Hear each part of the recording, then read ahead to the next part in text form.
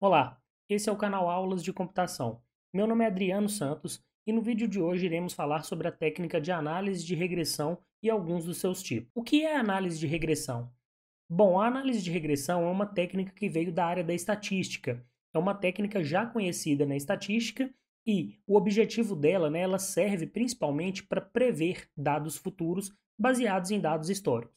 Então, ela é uma forma de prever acontecimentos futuros entre uma variável dependente, né, que é o alvo que a gente está querendo saber qual que é o valor dessa variável dependente no futuro, e uma ou mais variáveis independentes, também conhecidas como preditoras. Envolve determinar a linha de melhor ajuste, que é uma linha que passa por todos os pontos de dados, de forma que a distância dessa linha, né, de ajuste para cada ponto seja minimizada. Então aqui nós vamos ver o que é esse conceito da linha de ajuste. Bom, eu coloquei aqui essa fórmula, né? Essa aqui é a fórmula básica de uma regressão linear, tá? Que é é, a equação da regressão linear é isso aqui, né? Esse coeficiente A mais um coeficiente B multiplicado por x, onde os x aqui são as variáveis independentes, né? Os valores de x, eu não preciso ter somente um, posso ter mais de um, tá? E aqui no y é a minha variável preditora, que eu estou querendo prever, tá? E aí a linha de regressão é essa linha vermelha aqui, ó. Essa é a melhor linha nesse caso para essa imagem aqui, que melhor se ajusta a todos os dados aqui, né? Que melhor pega todos os dados do problema. Então, essa é um exemplo de linha de regressão. Vamos entender o que tem, né? Quais são os elementos quando a gente está olhando para um gráfico desse aqui, tá? Então, aqui no eixo X, a gente tem as variáveis dependentes, né? As variáveis que eu estou querendo predizer, né? No caso, o Y aí. E eu tenho no eixo X as variáveis independentes, né? Que estão ali, que de acordo com as variáveis independentes, eu quero prever o valor de Y.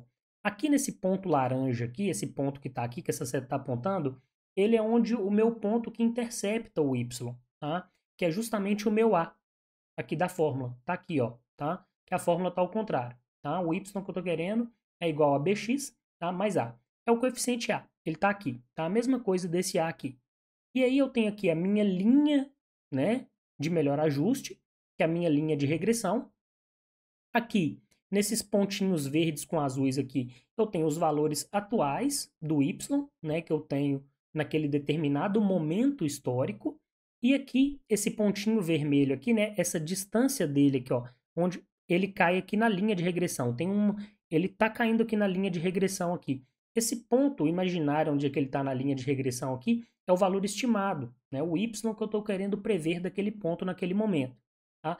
E essa diferença aqui entre o ponto atual, né, o valor real ali naquele determinado momento, né, e até a linha, né, de regressão é o que eu chamo de erro, é o meu erro, né, o quanto que a minha técnica de regressão está errando. Tá? Então essa é a cara aí quando eu estou plotando aí um modelo de regressão, tá? E a gente conhecer a curva aí. E aí, como que eu defino, né? Como que eu vou fazer a definição dessa linha de melhor ajuste? Aí ela é definida justamente pela variação dos valores de A e B, né? No caso aqui, eu simplesmente estou pegando essa fórmula aqui, mas claro, você poderia ter né? Outros valores aqui, né? De x sendo somado por outros coeficientes, né? Que a gente chama esses coeficientes A e B aqui de coeficientes de regressão, tá? Então, esses valores aqui de A e B a gente chama de coeficientes de regressão. Então a linha ela é definida, né, a forma como essa linha vai se comportar, ela é definida pela variação desses valores de A e B. E é aí que você vai chegar no melhor ajuste. É como achar essa linha mexendo nesses valores, né, nos coeficientes de regressão, para que essa linha se adeque melhor aos seus dados, né, e que você tenha o menor erro possível ali entre os dados reais e o dado que está sendo previsto pela sua linha de regressão. Tá? E aí, no caso aqui, a gente tem esse exemplo aqui, ó, tá? Que eu fiz no Paint só para mostrar aqui. Suponha que a gente está num contexto de restaurante aqui. E a minha variável preditora é o tempo que eu espero para ser servido. Então eu estou prevendo isso aqui, ó. É o que eu estou querendo prever. E eu tenho aqui o número de clientes sentados, que é a variável independente que eu tenho. Então eu quero saber, de acordo com o número de clientes que eu tenho sentado no restaurante, qual que vai ser o tempo que eu vou levar para ser servido. Então, a gente tem aqui a equação, né, de uma regressão linear simples, né, esse tipo de linha reta que é sempre uma regressão linear, né, na maioria das vezes uma regressão linear, e eu tenho aqui o valor de interceptação no y, que é o meu a. Isso aqui significa o quê? Quando eu estou nesse ponto A aqui, que não tem ninguém, ó, só tem um valor no y aqui, né? Eu suponho que esse valor aqui tem 5. Então, quando não tem ninguém, e o meu valor de x zero. Então, isso aqui significa o quê? Quando eu não tenho ninguém no meu restaurante, o tempo, né? Cheguei lá, eu sou o único para cheguei no restaurante, não tem ninguém. Em 5 minutos eu vou ser servido. À medida que o meu número de clientes aumenta, o tempo para ser servido aumenta. É isso que esse gráfico está mostrando para mim aqui. Tá? E aí eu tenho aqui o B. Ó. O que é o B? O B é meu gradiente. Tá? Que é ele que vai determinar qual que vai ser o ajuste, né? O slope dessa curva. Ou seja, como que ela vai se comportar. Se ela vai continuar, se ela vai inclinar aqui subindo, ou se ela vai ficar mais reta, ou se ela vai cair, né? Ela vai começar do ponto de interceptação no Y e vai cair. Então o B é o gradiente. Tá? O meu coeficiente de regressão que vai mexer na reta. Tá? Então, o A é o tempo gasto quando não há cliente no restaurante e o B é o aumento na espera por cada cliente esperando no restaurante. E aí eu tenho alguns exemplos onde eu posso aplicar regressão. Por exemplo, eu quero prever vendas de um determinado produto e aí eu quero prever ele de acordo com o período que está sendo vendido, eu quero prever de acordo com vendedores. Todas essas são as variáveis independentes que eu posso colocar, por exemplo, para prever as vendas de um produto. Por exemplo, prever popularidade de um projeto no GitHub. Então eu quero saber, olha, daqui a X meses, com quantas estrelas o meu projeto do GitHub vai estar, de acordo com a movimentação dele aqui. E aí, que variáveis que eu posso colocar para prever isso, por exemplo? Eu posso colocar número de commits, número de pull requests que estão sendo abertos no projeto, né? Tudo que é movimentação no projeto, né? Todos os dados relativos à movimentação do projeto do GitHub eu posso colocar. E aí chegar lá num futuro e falar assim, olha, daqui a X meses esse projeto vai estar com tantas estrelas. Inclusive, né, já tem projetos que fizeram isso, né? De prever popularidade de projetos no GitHub usando regressão. Tá?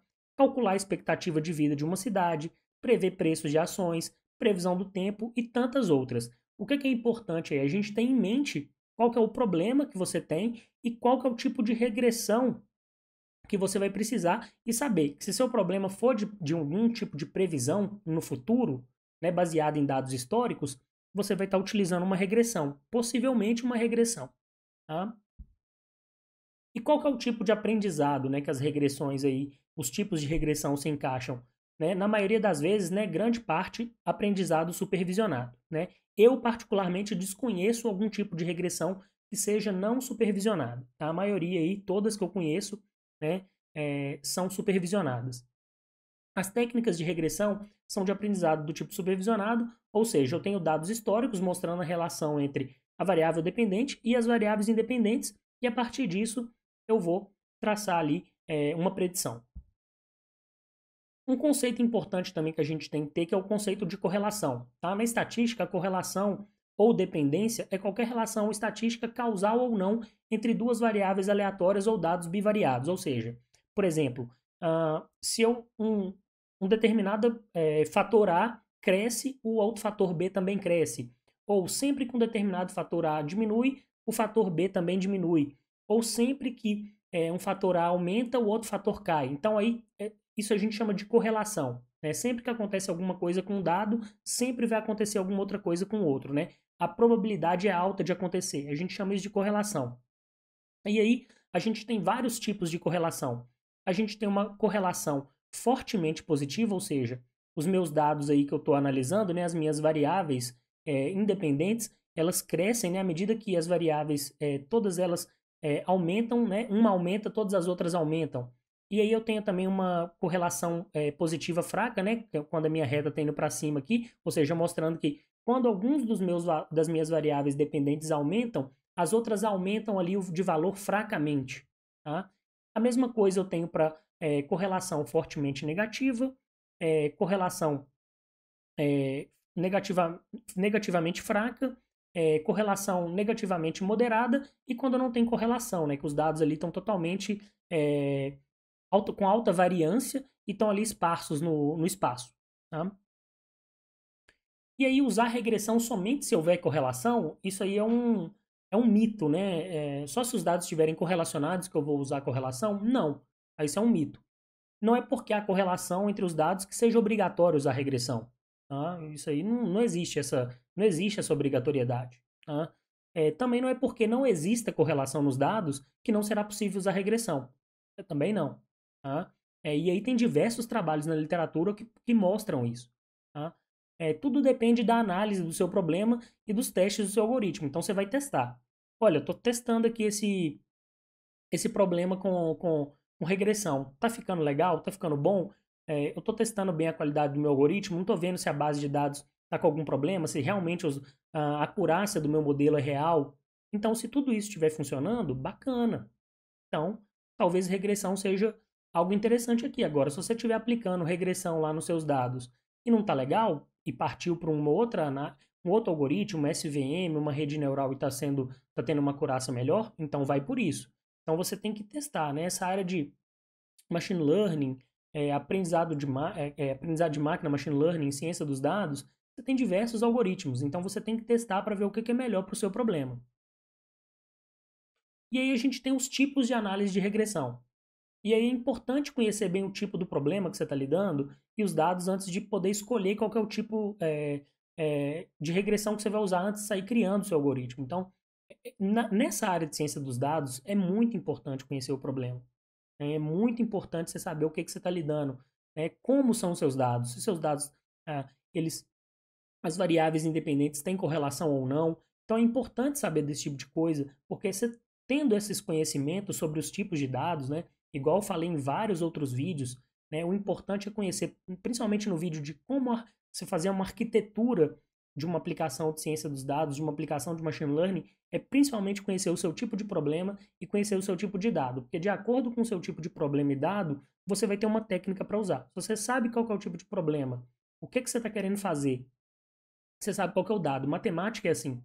Então, quando eu tenho um problema lá com figuras geométricas, eu sei que eu vou ter que usar algo de geometria. Se eu tenho uma equação de segundo grau e quero achar as raízes, é Bhaskara. A mesma coisa aqui, em estatística. De acordo com o tipo de problema e com o tipo de dado que eu tenho uma técnica de estatística diferente para resolver. Então, antes de mais nada, né, antes de sair criando o algoritmo, é importante conhecer os tipos de regressão e os tipos de algoritmos, os tipos de técnicas estatísticas que você pode usar. E aí a gente tem alguns modelos de regressão que a gente vai falar aqui: linear, logística, de Ridge, de laço, polinomial e linear bayesiana. Tem várias outras, né? Tem diversos tipos aí catalogados, tranquilamente uns 15, 16, 17 tipos de regressão diferentes aí utilizadas. As mais utilizadas são essas, tá? Mas se você jogar no Google aí tipos de regressão, vai vir 15, 16, 17, não sei se tem mais do que isso, mas tem muita coisa, né? Sempre estão criando aí modelos de regressão, né? Os estatísticos sempre estão criando novas ferramentas. E aí, o primeiro deles, o mais simples, que a gente até já mostrou algumas imagens no começo do vídeo, é a regressão linear. Tá? Então, um dos tipos mais comuns de regressão no aprendizado de máquina é a regressão linear. O modelo de regressão linear ele consiste em uma variável preditora, y, e uma variável dependente relacionada, que é relacionada entre si, né, com a variável preditora. Tá? No caso dos dados envolverem mais de uma variável independente, a regressão linear é chamada de regressão linear múltipla, né? Com múltiplas variáveis. A equação é essa aqui, né? Y igual a mais bx. No caso de regressão linear múltipla, a gente teria outros mais aqui, né? Somando, né? Outros b vezes x. Tá? Então, b1 vezes x1, b2 vezes x2 e assim por diante. É um modelo suscetível a outliers. O que são os outliers? São aqueles pontos que estão muito, mas muito distantes da reta. É aqueles pontos fora lá, tá? Aqueles pontos bem isolados lá. Eles são os outliers. É totalmente fora, aquele ponto totalmente diferentão dos meus dados. Esse é um outlier. A gente também tem a regressão logística. A regressão logística é um dos tipos de análise de regressão que é usada quando a variável dependente é discreta, ou seja, 0 ou 1, verdadeiro ou falso e etc. Isso significa que a variável preditora pode ter apenas dois valores, né? A variável que eu estou querendo prever. E uma curva sigmoide denota a relação entre a variável preditora e a variável independente. Eu já falei sobre a curva sigmoide lá no vídeo de redes neurais, né? Nas funções de ativação das redes neurais. A função logit é usada na regressão logística para medir a relação entre a variável de destino e as variáveis independentes, né? A variável de destino que é a variável preditora. Abaixo está a equação que denota a regressão logística. Tá? Qual que é a diferença aqui? Eu tenho aqui os meus coeficientes de correlação, lá o B1 vezes x1 mais B2 vezes x2, só que aqui eu tenho uma função logarítmica aqui fazendo a divisão ali, se adequando aos dados que eu tenho ali. Tá? Então, essa é a diferença para linear. Onde P, no caso aqui, né, o logit P é a probabilidade de ocorrência do recurso, e para selecionar a regressão logística não deve haver multicolinearidade. O que é isso? É um problema, né? Multicolinearidade é um problema nesse caso aqui, que significa que não deve haver correlação entre as variáveis independentes no conjunto de dados. Então, se eu quero usar a correlação logística, as minhas variáveis independentes que eu estou usando para prever a variável preditora não podem ter correlação entre elas. Tá? Então, eu quero isso aí. Eu não quero que tenha correlação. Aí eu tenho também a regressão de Reed. Tá? Ela vai ser aplicada justamente no caso inverso da regressão logística. O caso de quando eu tenho uma alta correlação entre as variáveis independentes, né, lá no caso da regressão logística, eu não quero ter correlação para aplicar. Aqui já é o contrário. Se eu tiver alta correlação entre essas variáveis, a regressão de Reed é a ferramenta perfeita, mais adequada aqui nesse caso, né? Perfeito não, mais adequada. Porque não tem bala de prata, né? É conhecida como técnica de regularização e é usada para reduzir a complexidade do meu modelo. Tá? Um modelo com muita correlação entre as variáveis independentes pode ser de alta complexidade, né? Porque aí tem muita coisa para você testar, porque pode ser que todas as variáveis sejam boas. E imagina um modelo com 100 variáveis. Como é que você vai fazer? Então ele vai diminuir a complexidade do modelo.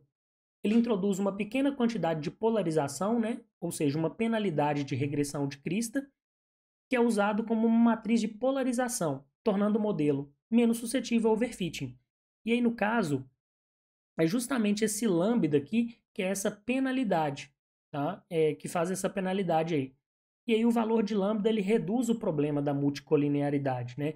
Essa penalidade aí por correlação, ela vai ser feita e executada por esse tipo de regressão, reduzindo a complexidade do meu modelo, né? Podendo trabalhar com muitas variáveis correlacionadas. Eu tenho também a regressão de laço. E aí, como a regressão de Ridge, né? A regressão de laço é outra técnica de regularização que reduz a complexidade do meu modelo. Ela faz isso proibindo o tamanho absoluto do coeficiente de regressão. Então, isso faz com que o valor do coeficiente fique mais próximo de zero, o que não acontece com a regressão de Ridge. Então, sabe aqueles Bs que tem aqui, ó? Esses Bs aqui, que são os meus coeficientes de regressão, o que a regressão de laço faz? Deixa esses valores de coeficientes de regressão bem próximos de zero, o que a regressão de Ridge não faz. Tá? E aí também reduz a complexidade do meu modelo. Tá? A vantagem disso é o quê? Que eu posso usar a seleção de recursos, permitindo que você selecione um conjunto de recursos, né, do conjunto de dados para construir um modelo, usando apenas os recursos necessários e definindo o resto como zero. A regressão de laço evita overfitting. Então, por exemplo, eu tenho lá 100 variáveis independentes, né, pegando um problema bem complexo. Vamos supor que eu quero usar só 20 delas. Eu uso aquelas 20 com coeficiente de regressão com algum valor e as outras 80 eu deixo o coeficiente de regressão delas em zero. E aí a regressão de laço lida muito bem com esse tipo de coisa. Tá? E aqui está a equação dela, da regressão de laço. Né? Aí sobre as equações, em particular, aí fica para você poder pesquisar um pouquinho a mais sobre elas.